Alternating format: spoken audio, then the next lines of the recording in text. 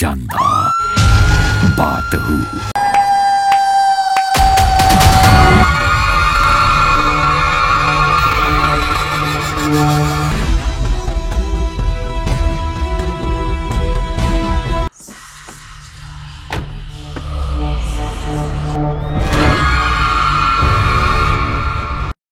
গড়িয়া। গল্পের শুরুতে দেখা যায় এই লোকটি মাতাল হয়ে গাড়ি চালাচ্ছে। হঠাৎ লোকটির গাড়ির সামনে একটি অভয় আত্মা চলে আসে। দেখা যায় গাড়ির সামনে আত্মাটি দাঁড়িয়ে রয়েছে। এরপর লোকটি আত্মাটির উপর দিয়ে গাড়িটি চালিয়ে দেয়। দেখা যায় পিছনে সেই অভয় আত্মাটি গাড়ির পিছনে করে দৌড়ে আসছে। লোকটি ভয় পেয়ে ঈশ্বরকে ডাকতে থাকেন আর আয়নার দিক দেখতে থাকে সেই আত্মাটিকে। হঠাৎ আত্মাটি গাড়ির সামনে চলে আসলে লোকটি গাড়িটিকে থামিয়ে দেয়। এরপর লোকটি গাড়ি থেকে নিচে নেমে এসে জ্ঞান হারিয়ে ফেলে, কারণ হঠাৎ করে গাড়ি থামাতে গিয়ে লোকটি চোট পেয়েছিল। এরপর সেখানে ওই অভয় আত্মাটি আসে এবং লোকটিকে সেখানেই মেরে ফেলে। দেখা যায় সেদিন সকালে পুলিশ এসেছে লাশটির ময়নাতদন্তের জন্য। তারপর পুলিশ অফিসার বলছে লোকটি মাতাল হয়ে গাড়ি চালিয়েছে আর সেই জন্য লোকটির দুর্ঘটনা ঘটে। বাকি পুলিশদের এটা খবরের কাগজে ছাপাতে বলা হয়।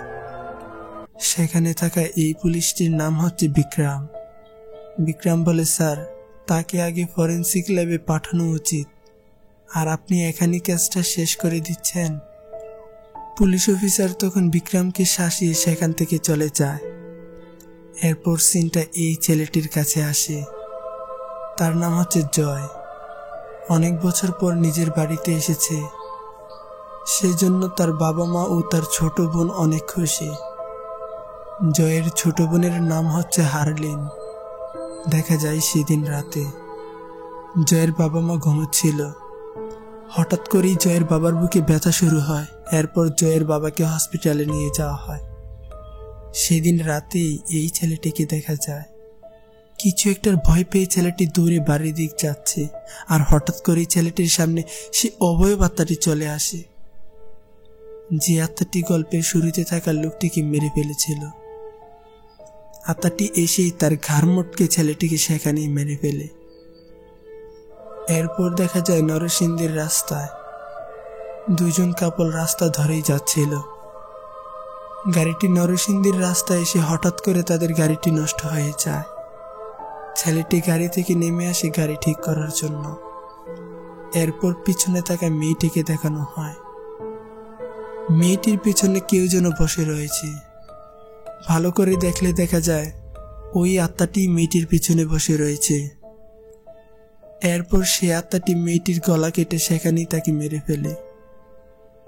দেখা যায় ছেলেটি গাড়ি ঠিক করার সময় তার পিছনে দাঁড়িয়ে রয়েছে সে আত্মাটি। ছেলেটি সামনের দিক ফিরতেই সে আত্মাটিকে দেখে। এরপর সিনটা কাট হয়ে পুলিশ স্টেশনে চলে আসে। দেখা যায় বিক্রমকে। বিক্রম পুলিশ অফিসারকে বলছে, স্যার, কাল রাতে নরসিংদী রোডে দুজন মারা গিয়েছে। তখন সেখানে দেখা যায় পুলিশ অফিসার কোনো গুরুত্বই দিচ্ছেন না বিক্রমের কথায়। এরপর পুলিশ অফিসার উল্টো বিক্রমকে চাকরি থেকে বরখাস্ত করে দেয়। এই আত্মাই কেন এক এক করে সবাইকে মেরে ফেলছে? কি রয়েছে তার পিছনে? কেনই বা সে সবাইকে মারছে? দেখতে থাকুন, সামনে ভয় পেয়ে যাবেন। এরপর সেদিন দেখা যায় জয় তার বন্ধুর সাথে দেখা করে। জয়ের বন্ধুর নাম হচ্ছে আতিক। আতিক বলে, শহরে অস্বাভাবিকভাবে এক এক করে খুন হচ্ছে, কিন্তু খুনিকে এখনো পুলিশ ধরতে পারছে না। নরসিংদী রোডে পুলিশ পাহারাদার বসিয়ে রেখেছেন এবং খবরে ওই নরসিংদী রোডের কথা বলা হয়, যেন রাতের বেলা কেউ ওই নরসিংদী রোডে না যায়। আতিক জয়কে সাবধান করে সেখান থেকে চলে যায়। সেদিন জয়ের বাবা মাও খবরটি দেখতে পায়। এরপর তারা জয়কে বাড়ি থেকে বের হতে দেয় না রাতের বেলা। কিন্তু জয় দেয়াল টপকিয়ে বাইক নিয়ে সে নরসিংদী রোডে চলে আসে। আতিক যা যা বলেছে তা সত্যি কিনা তা যাচাই করার জন্য। তখন রাস্তা খুব শুনশান ছিল। জয় বাইক থেকে নেমে পড়ে বাইকে তেল নেওয়ার জন্য। হঠাৎ জয় পিছনে তাকাতেই দেখে এই লোকটিকে। প্রথমে জয় ভয় পেয়ে যায়, পরে বুঝতে পারে এটি একটি পাগল। পাগলটি তখন বলছে সে সবাইকে মেরে ফেলবে, সে সবাইকে মেরে ফেলবে, কাউকেই বাঁচতে দিবে না। জয় বলে কি সে? তখন পাগলটি বলে আপনিও মরবেন, কারণ আপনিও বাসা থেকে বের হয়ে এই রোডে এসেছেন। এরপর পাগলটি হাসতে হাসতে সেখান থেকে চলে যায়। আর এদিকে জয়ের বাবা মা ভয় পেয়ে পুলিশকে কল করে আর বলে যে জয় বাড়ি থেকে নিখোঁজ। এরপর জয়ের বন্ধু আতিককে কল করা হয়। আতিক বলে জয় আমার কাছে আসেনি, দাঁড়ান আমি কল করছি। এরপর আতিক জয়কে কল করে। জয় তখন কলটা উঠাতেই পিছন থেকে কেউ যেন তার মাথায় আঘাত করে। এরপর ফোনটা নিচে পড়ে যায়। দেখা যায় জয়ের বাবা জয়কে খুঁজতে বাড়ি থেকে বের হয় এবং অনেকটা পথ আসার পর দেখে রাস্তা একদম শুনশান। আর বিক্রম চলে আসে অফিসে এই হত্যার ফাইলগুলো চুরি করার জন্য। সে লুকিয়ে কেসটা লড়বে। এর কিছুক্ষণ পর বিক্রম ফাইলটা পেয়ে যায়। তারপর হঠাৎ বিক্রম আন্দাজ করে তার পাশ দিয়ে কেউ যেন চলে গিয়েছে। বিক্রম ভয়ে ভয়ে তাকাতেই দেখে সে অবয়ব আত্মাটি টেবিলে বসে রয়েছে। এরপর সিনটা জয়ের কাছে চলে আসে। জয়ের জ্ঞান ফিরলে মোবাইলের টাইম দেখে যে এখন রাত 3:03 বাজে। এরপর জয় বাড়ির উদ্দেশ্যে আসার পথে পাশে থাকা একটি গাড়ির ভিতর থেকে শব্দ আসছিল। জয় গাড়িটির কাছে যেতেই তার পায়ে এক হাত এসে ধরে। জয় ভয় পেয়ে সাথে সাথে সরে পড়ে। তখন গাড়ির নিচ থেকে বেরিয়ে আসে মোনা। তারপর মোনা বলে চলে যাও, এখান থেকে এক্ষুনি চলে যাও, সে তোমাকে আমাকে সবাইকে মেরে ফেলবে। তখন জয় বলে কি সে, আর আমাকে কেন মেরে ফেলবে? তখন মোনা বলে আমাদের সবাইকেই সে মেরে ফেলবে, তার নাম হচ্ছে গুরিয়া। জয় বলে কি হয়েছিল তার জীবনে, আর আমরাই কি করেছি? তখন মোনা বলে সেদিনের ঘটনা। দেখা যায় 15 বছরের আগের দৃশ্য। দূরের এক গ্রামে দেবী নামের এক মহিলা থাকত। দেবী ছিলেন একজন নার্স। দেবীর একটি মেয়ে ছিল। দেবী ছেলে পাওয়ার আকাঙ্ক্ষায় কালপথ বেছে নেয়, মানে কালো জাদুর পথ বেছে নেয়। একজন ত্রান্তিক দেবীকে বলে 21 জন শিশুকে হত্যা করলে তার একটি ছেলে সন্তান হবে। আর তাতেই শুরু হয়ে যায় দেবীর হত্যাকাণ্ড। দেখা যায় দেবী যেহেতু একজন নার্স ছিল, তাই গ্রামের বাচ্চা হবার সময় দেবীকে সবাই ডেকে নিয়ে যেত। এরপর দেবী গিয়ে এক এক করে গ্রামের নবজাত শিশুগুলোকে হত্যা করতে থাকে। এক সময় গ্রামের সবাই দেবীর কালপথের কথা জেনে যায়, তাই গ্রামের সবাই একসাথে হয়ে দেবীকে মারধর করে ফাঁসি দিয়ে দেয়। এরপর সেখানে আসে দেবীর মেয়ে। মেয়ে এসে মার মৃতদেহ ধরে কান্না করছে। দেখা যায় তখন গ্রামের সবাই দেবীর জন্য তার মেয়েকে অভিশপ্ত বলছে এবং দেবীর মেয়েকে তারা সবাই মারধর করতে থাকে। সেদিন রাতটা ছিল মেয়েটির জন্য জাহান্নাম। আচ্ছা, এখানে দেবী দোষ করেছে এবং গ্রামবাসী দেবীকে শাস্তিও দিয়েছে, কিন্তু এই মেয়েটির কি দোষ ছিল? এরপর দেখা যায় মেয়েটি চিৎকার করতে থাকে, মিনতি করতে থাকে, কিন্তু অত্যাচারীরা তারপরও তাকে মারধর করছে এবং গ্রামের কিছু দুষ্ট ছেলে গুড়িয়াকে ধর্ষণ করে মেরে ফেলে। এরপর গ্রামবাসী দেবীও তার মেয়ের লাশকে কবর দিয়ে দেয়। জয় তখন বলে ঘটনা ঘটেছে ওই দূরের গ্রামে, তাহলে গুড়িয়া এখানে মানুষকে মারছে কেন? জয় এই কথা বলতে না বলতেই সেখানে গুড়িয়া চলে আসে। গুড়িয়া এসে মোনার ঘাড় মোটকে সাথে সাথে মোনাকে মেরে ফেলে। এবার জয়কে মরতে হবে। গুড়িয়া আস্তে আস্তে জয়ের দিকে আসে। গুড়িয়া জয়কে মারতে যাবে, ঠিক তখনই সেখানে জয়ের বাবা চলে আসে। তখন গুড়িয়া সাথে সাথে হাওয়াতে মিশে যায়। দেখা যায় জয়কে খোঁজার জন্য এই রাতেই বাইক নিয়ে বের হয়ে পড়েন। আতিক রাস্তা ধরে সামনের দিকে আসতে থাকে আর দেখা যায় চা দোকানের টেবিলে বসে রয়েছে গুড়িয়া। আতিক কিছু একটা দেখে বাইকটি থামায়। আতিক পিছনে তাকাতেই গুড়িয়াকে দেখে ভয়ে সেখানেই প্রস্রাব করে দেয়। আতিক সেখান থেকে ভয়ে দৌড়ে সাথে সাথে চলে যায়। সে নরসিংদীর রুট ধরেই যাচ্ছিল পুলিশ অফিসার। এরপর দেখা যায় জয়ও তার বাবার সামনে গুড়িয়া চলে এসেছে। জয়ের দিক হেঁটে আসছে গুড়িয়া। জয়ের বাবা সেটা দেখে গুড়িয়াকে থামতে বলে। গুড়িয়া জয়ের বাবাকে ছুরি দূরে ফেলে দেয়। গুড়িয়া জয়কে মারতে যাবেই, আর ঠিক তখনই সেখানে পুলিশ অফিসার এসে গুড়িয়ার উপর দিয়ে গাড়িটি চালিয়ে দেয়। আসলে এই পুলিশ অফিসারটি মাতাল হয়ে ভুল ড্রাইভিং করে এই রোডে চলে এসেছে। এরপর নিচে পড়ে থাকা জয়ের ফোনে কল আসে। জয় কলটা উঠাতেই হারলিনকে বলে, বাসা থেকে বের হবে না, মাকে দেখে রেখো আর দরজা জানালা সব বন্ধ করে রাখো। তখন হারলিন বলে, মা তোমাকে আর বাবাকে খুঁজতে বাড়ি থেকে বের হয়ে গিয়েছেন। তখন জয় কিছু না বলেই কলটা কেটে দেয়। আর হারলিনকে দেখা যায় সে তখন ভয় পেয়ে একা বসে রয়েছে। হঠাৎ একটা চিৎকার আসতেই হারলিন ভয়ে দৌড়ে বাড়ি থেকে বের হয়ে যায়।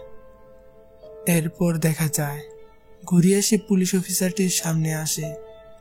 এরপর ঘুরিয়ে সে পুলিশ অফিসারটির শরীর থেকে মাথা আলাদা করে মেরে ফেলে থাকে। তারপর জয় তার বাবাকে কিছুটা দূরে নিয়ে এসে বসায়।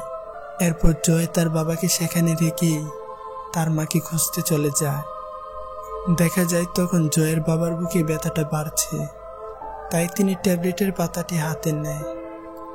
এরপর ট্যাবলেটের পাতাটি নিচে পড়ে গেলে জয়ের বাবা সেটা তুলতে গিয়ে দেখে গুড়িয়া সেখানে দাঁড়িয়ে রয়েছে।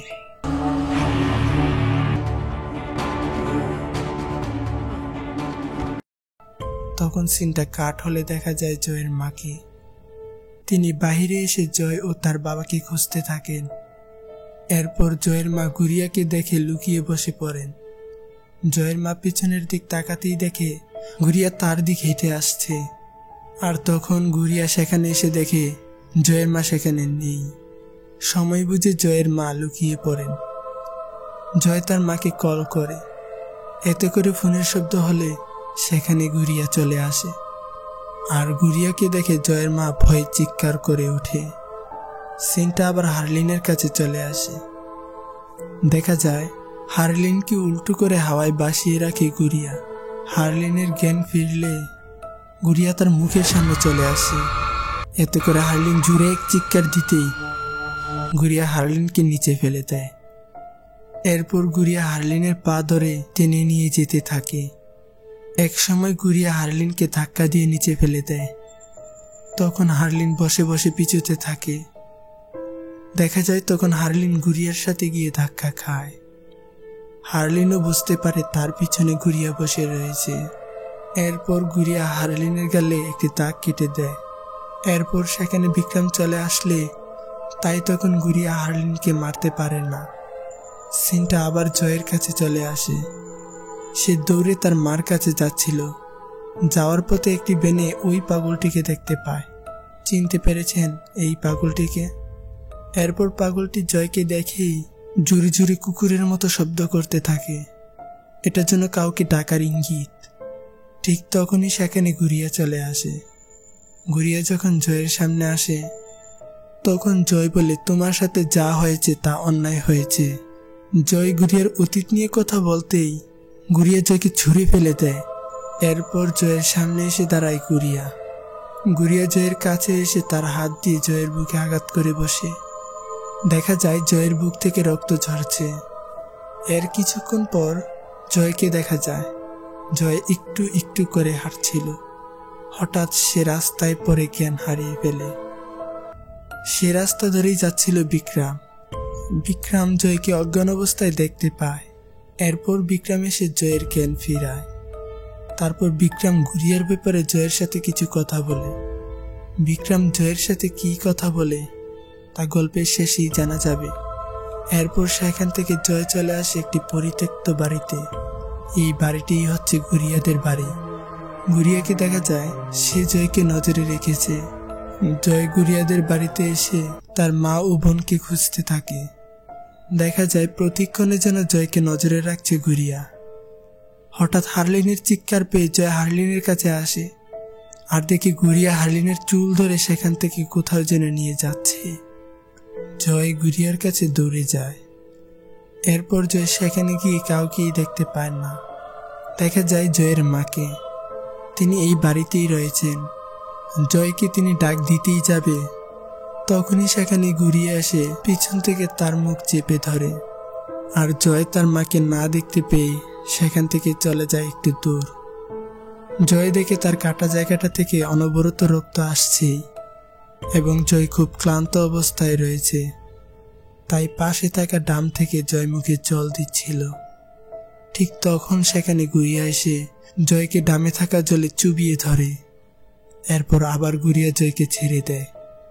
জয় ভয় পেয়ে এদিক সেদিক হতে থাকলে হঠাৎ তার বাবা তার সামনে চলে আসে। তারপর জয় তার বাবাকে জড়িয়ে বলে, বাবা আমাকে ক্ষমা করে দাও, আমি হারলিন ও মাকে রক্ষা করতে পারিনি। জয় তার বাবাকে এইসব কিছুই বলছিল। হঠাৎ জয় লক্ষ্য করে তার সামনে দাঁড়িয়ে রয়েছে তার বাবা। তাহলে জয়ের বুকে কি? ভালো করে দেখলে দেখা যায় জয় গুড়িয়াকে জড়িয়ে ধরে রেখেছে। কিছু বুঝে ওঠার আগেই জয়ের ঘাড়ে আঘাত করে বসে গুড়িয়া। এতে করে জয় নিচে বসে পড়ে। এরপর গুড়িয়া সেখান থেকে চলে গেলে দেখা যায় জয়ের শরীরে আর শক্তি কাজ করছে না। জয় একটু একটু করে হেঁটে একটা রুমে আসতেই দেখে গুড়িয়া দেয়াল থেকে উল্টো হয়ে নেমে আসছে তার কাছে।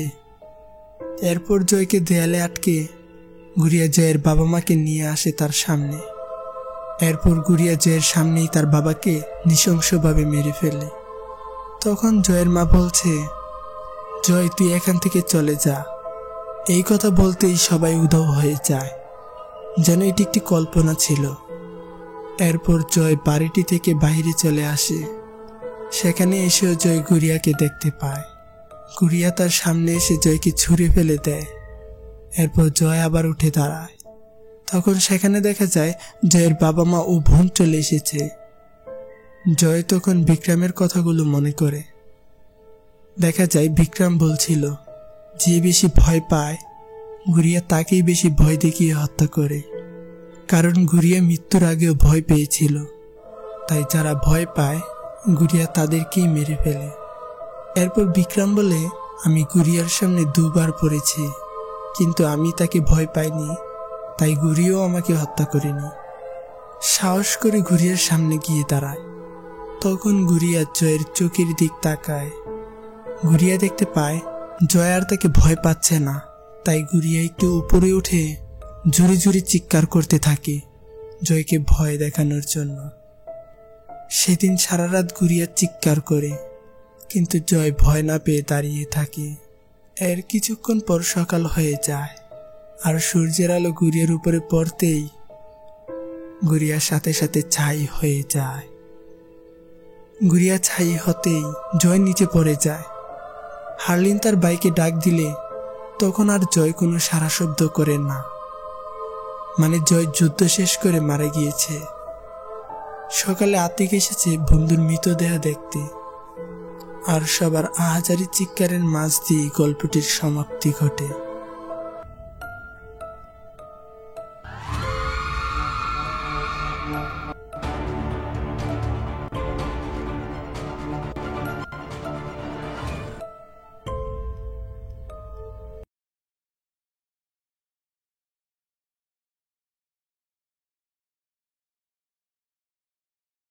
गुड़िया।